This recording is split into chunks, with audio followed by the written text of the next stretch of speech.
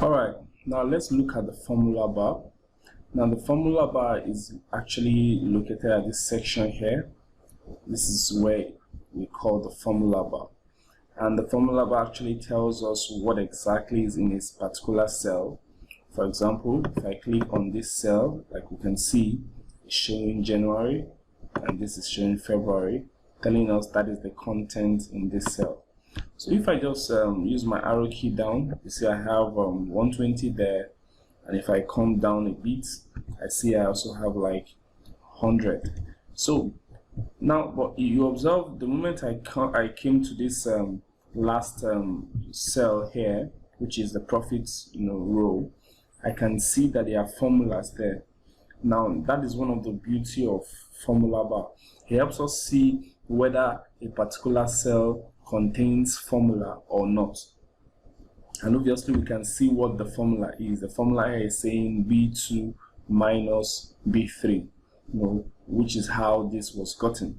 And as you use Excel, one of the things you're doing is you'll be walking through the formula bar a lot of times, because sometimes you try to know what exactly is happening in the cell. You want to check, maybe you find an error, you want to know where the error is coming from, you want to know what makes up a particular cell. You can just do that by simply looking at your formula bar, and you can tell what exactly is happening in a cell. The same thing also when we come to this total column, you can see how this total is actually made up. It's made up of the summation of everything we have here, just like the formula says B3 to G3.